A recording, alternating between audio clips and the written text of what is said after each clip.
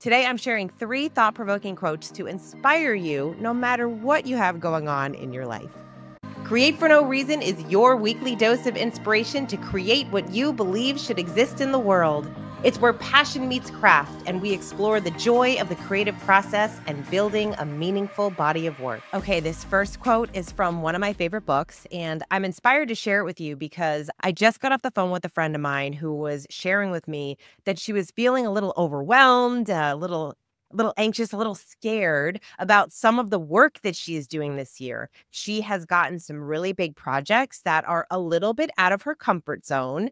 Yes, she has everything that she needs to be successful in these roles, but they're different. They're new. She's really stretching herself, which is very exciting, but also can be a little bit scared. And so, as she was telling me some of the things that she was feeling, I felt compelled to take this book off my bookshelf, The War of Art by Stephen Pressfield, which is such a great book. Oh my gosh, it is truly one of those books where you can take off your shelf and read any page, flip to any page, and you're going to find some type of inspiration to push you along your journey to achieve your dreams. And he says this: the amateur believes he must first overcome his fear, then he can do his work. The professional knows that fear can never be overcome. He knows there is no such thing as a fearless warrior or a dread-free artist. This is so important for us to remember because it's easy for us to get stuck thinking that whatever work that we're doing, we're not going to feel, or we don't want to feel this resistance. We don't want to feel this fear that we might have in doing whatever work that it is that we want to do or pursue whatever dream that we want to pursue. We want it to be easy, right? But it doesn't work that way. It's okay for us to feel that fear and do it anyway. We don't have to be fearless. We just have to fear less and move forward. It reminds me of some of my friends who are public speakers and they get on stage for a living. They get up and they speak to audiences of hundreds or thousands of people. And they tell me that even they get a little bit nervous before they get in front of the audience. And I think that's a good thing because it means that they care. It means that they want to do a good job. It means that they want to make an impact in the lives of the audience members that are there to see them. I don't think it has to be this bad thing. We don't have to let go of that fear. We just have to get a little bit more comfortable being in that place, get a little bit more comfortable being uncomfortable. And when we know that, then we're able to do our work a little bit differently. We can approach our work a little lighter, knowing that it's okay that I feel this way. It means that I care. It means that I want to push through and that I want to do good work. We're pursuing something, especially when we're pursuing something new or we're going after a big dream of ours, we're going to have that fear in our heart a little bit. But as long as we keep going, we're going to push through, we're going to get over the fear of that, and then we're going to have another hurdle because we've gained some courage, we've gained some experience, we've gained some skills. But it's exciting for us to pursue things that we're a little bit fearful of. Okay, the second quote I want to share is so good, and I found it by reading Matthew Kelly's book, Slowing Down to the Speed of Joy.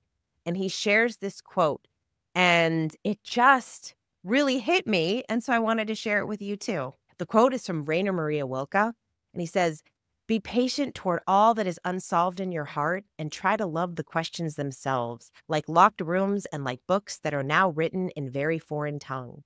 Do not now seek the answers, which cannot be given you because you would not be able to live them. And the point is to live everything. Live the questions now. Perhaps you will then gradually, without noticing it, live along some distant day into the answer." There's something about this quote that I just love. And the point is to live everything. Live the questions now. Perhaps you will then gradually, without noticing it, live along some distant day into the answer. The quote is in this section of Slowing Down to the Speed of Joy, where Matthew's talking all about the Sabbath and giving ourselves that time to reflect and to relax and to slow down, to allow ourselves to sit in silence and just not be doing all the time. And so when I read that quote, I thought, oh my gosh, I just loved so much about it. It's a quote worth digging into, worth reflecting on and spending some time with, and thinking about which pieces really speak to you. Do not now seek the answers which cannot be given you because you would not be able to live them. That is so powerful. You would not be able to live the answers even if given to you. Oh my gosh. So this one I just really loved, and I definitely recommend reflecting on, thinking about, maybe taking out your journal and writing a little bit about it and seeing what really moves you and how it might change the way that you are thinking about your life. This is also a really great one to take back to your significant other or someone in your life that you really love exploring ideas with and just seeing what pieces really stood out to them. So I hope you enjoyed this quote as much as I do. Okay, this next quote is from the actress Demi Moore, and I was inspired to share this because she just recently, as I'm recording this, it was just a few days ago that she won a Golden Globe, and she had this really beautiful acceptance speech, and what she shared in it was something that I feel like we have all felt in the past. And I thought that it was very vulnerable and moving that she shared this. It's interesting because she's been an actor for a very long time, over 45 years. And she said this is the first time that she's ever won anything for her art. And so I'm sure that it was very overwhelming for her. And one of the things that she shared that I thought was just really moving that we can all relate to, she said, in those moments when we don't think we're smart enough or pretty enough or skinny enough or successful enough or basically just not enough, I had a woman say to me, just know you will never be enough, but you can know the value of your worth if you just put down the measuring stick. So today I celebrate this as a marker of my wholeness and of the love that is driving me and for the gift of doing something I love and being reminded that I do belong.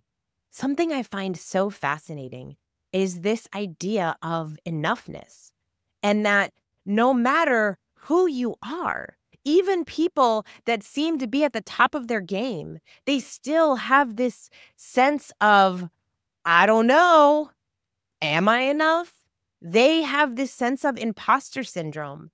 They have this sense of, oh my gosh, are they going to figure out that I'm not as good as I think I am? And so we all go through this. And I thought it was so moving that she shared this on stage and how cool it was for her to finally win an award for her gift. But even if she didn't win that award, it wouldn't have mattered because she is enough and you are enough and we are enough exactly where we are. When you think about this, is it time for you to put down the measuring stick? How are you measuring your worth? How are you measuring your success? Does it have to look a certain way in order for you to be enough, in order for you to feel enough? And if that's how you feel right now, then how can you drop the measuring stick and redefine success on your own terms, on who you are now and everything that you've accomplished and all the things that you've done in your life up until now that has led you to become the person you are today? And maybe your new measuring stick is simply that you are enough because you're proud of yourself. When you really look at the things that you've been able to achieve and accomplish, be proud of that work. This is another great quote to think about, to journal about. What did it mean to you? What stuck out to you? And this is an opportunity for you to redefine success in your life and what it looks like for you in order to feel enough, to feel like you belong.